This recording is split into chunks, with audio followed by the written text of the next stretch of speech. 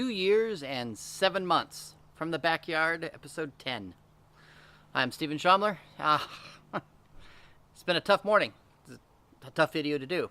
It's been a tough morning. It's 2 years and 7 months today since my son Zane died. Today is September 8th, 2018. And early on after he passed, he was 17 years old when he passed, the evening of February 8th, 2016. And early on when the 8th would come, the 8th of any month, it was brutal. And now this is the 31st 8th I've had, the 31st month since he's passed. And some of those 8ths haven't been a problem. Some of those have come and gone, and it's been fine. And here's the deal. Sometimes your grieving just sneaks up on you.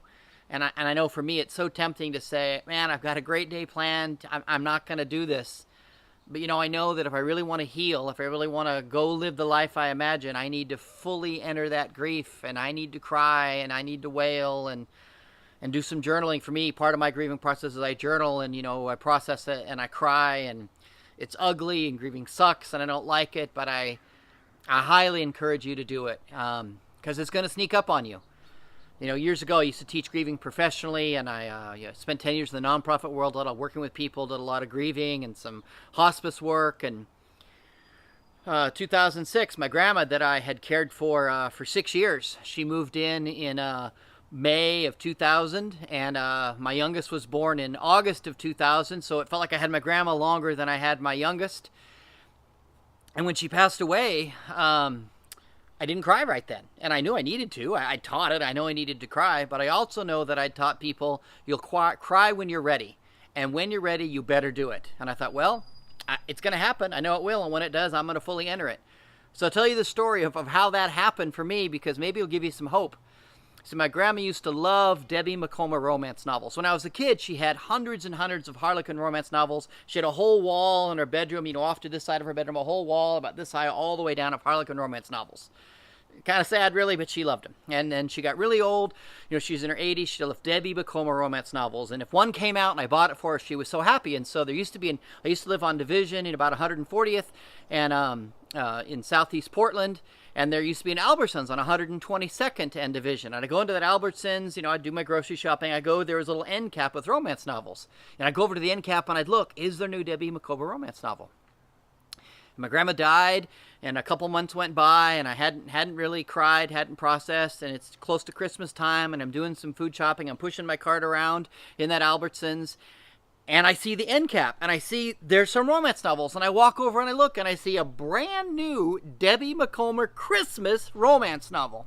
And I think to myself, oh my gosh, my grandma's going to love this. So I reached for the rack to grab that, and as I touched it, I realized, my grandma's gone. I don't need to buy this for her. And I started crying. I thought, really? This is when it hits me right now?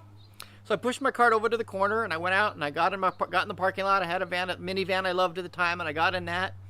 And I cried, and I wailed, and it was ugly. It's one of those ugly cries, and I was just letting it out. And, toward the end, I was crying and, going like this. And then I put my head down too low, kind of slow, and honked the horn and scared the crap out of myself and started laughing and started crying more. And after about 30, 40 minutes, I was done for that time. So I went back inside. My cart was still there, and I got the rest of my groceries and headed home. So you don't know when it's going to hit you, but when it does, here's what I would implore you to do. Enter it, grieve, cry.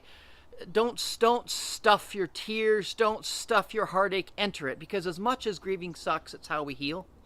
So that's what I had to do this morning. I had to put aside the awesome things I had planned, and I had to cry, and I had to grieve. I listened to Kenny Chesney's song, Where You'd Be Today. I wonder where you'd be today. And oh goodness, that's just a kick in the nuts. But that's what I do. That's how I grieve. I cry, I listen to sad songs, I journal. And one other thing before I close, just a little bit of coffee. And I'm not saying there's whiskey in this coffee. I'm also not saying there's not.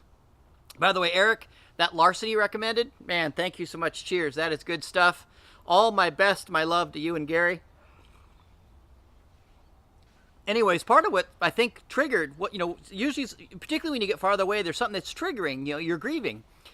And you watch my previous video from the Backyard episode 9, I talk about, that this quarter, September, October, November, December, so many awesome things happening. So excited about it. And I've been journaling this past week that I have to give myself permission for things to be okay. Because for so long I've lived, is the other shoe going to drop, or with, struggles and misery and challenges, and things are going so well, it almost feels awkward. And then kind of creeping in is some guilt. Is it okay for me to enjoy this with Zane being gone? And I think that all came to a head when I woke up this morning and I realized, today's September 8th. And Zane's been gone 31 months. And that's what triggered the tears. But here's what I didn't do. I didn't run from him. I entered him. I want you to go live the life you imagine. And you are either facing brutal losses right now, or I'm very sorry, I promise you, you will. And when those losses come to your doorstep, please, please, please do your grieving work. Because as much as grieving sucks, that's how we heal. I'm Stephen Shomler. I want to help you go live the life you imagine. You can't do it unless you pursue health, including emotional health. God bless.